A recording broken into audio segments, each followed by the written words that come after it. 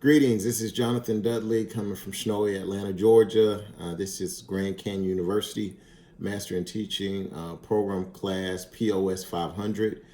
Today I'm going to cover Arizona law and just talk about the basic definitions of an initiative, a referendum, how they're similar, how they're different. It's going to be 5 key points that I'm going to cover in this video. Number one, an initiative is a process that allows citizens to propose laws or amendments to state constitution. This process is citizen-driven, meaning that individuals or groups outside the legislative branch of that state can draft a proposal, gather signatures to place it on the ballot, and put it to a public vote.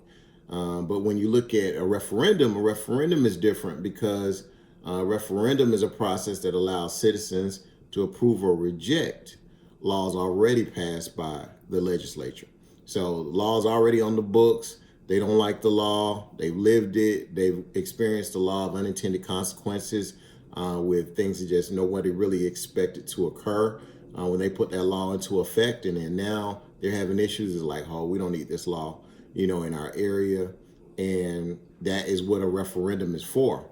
Now, how initiatives and referendums are created.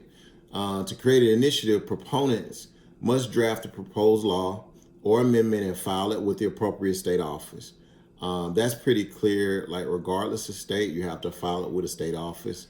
But in Arizona, it's pretty streamlined, straightforward process. They need to collect a specific number of signatures from registered voters. And once the signatures are verified, the proposal is placed on the ballot for a public vote. And so that's interesting because it even makes me think about times when people have come to my job or to my home and they've asked me for a signature, for something they're trying to get overturned. Now I can, actually make the real world correlation. For a referendum, the process typically begins after the law is passed. So, the referendum is already a law passed, it's already on the books, and you want to go back and you want to redo that, take another look at it as a citizen. And I think that's really cool to have that power to do so in the state of Arizona. To compare and contrast an initiative and a referendum, I've already been doing that a little bit. While both are tools for direct democracy, they serve two different purposes. The initiatives allow citizens to propose new laws or amendments, giving them a proactive role in legislative process.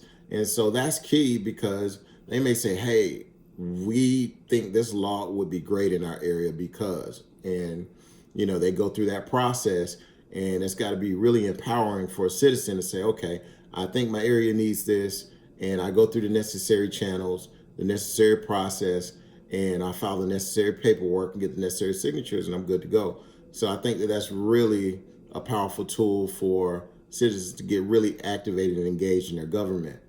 Whereas, with referendum, it's reactive. It allows citizens to approve or reject existing legislation. And so initiatives can be direct, where the purpose goes straight to the ballot, or indirect, where it's first submitted to the legislature. If the legislature rejects it, the proposal then goes to the ballot. Referendums can be, obligatory, required for certain types of legislation, or optional, initiated by citizen petition. So those are some, details and some differences. There are definitely some pros and cons to each one.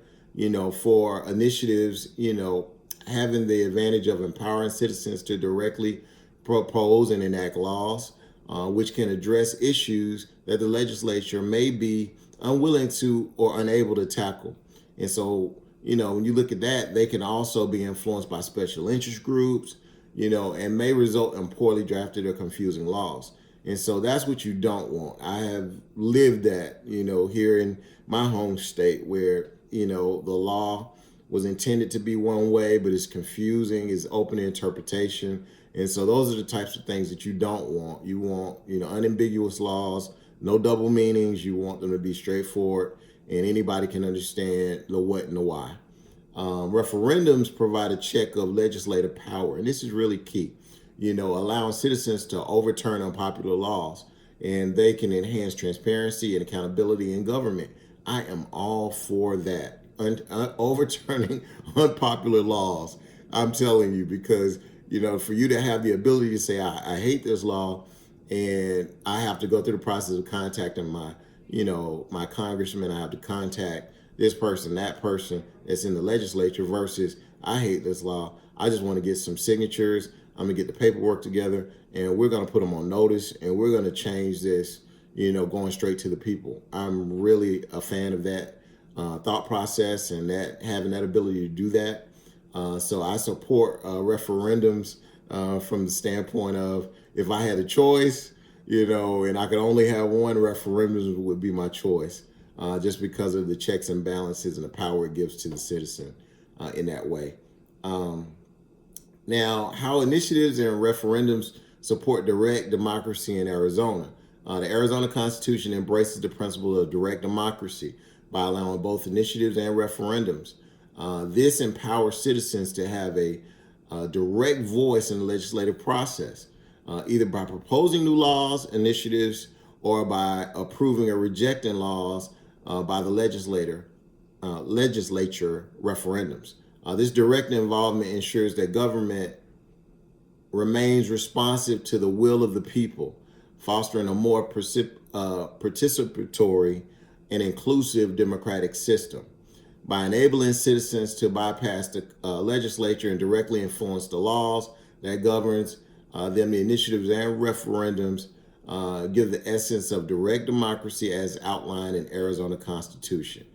I am all for direct democracy. I can definitely see how it can create some challenges and issues when special interest groups get involved, but I do like it. Thank you, Jonathan Dudley.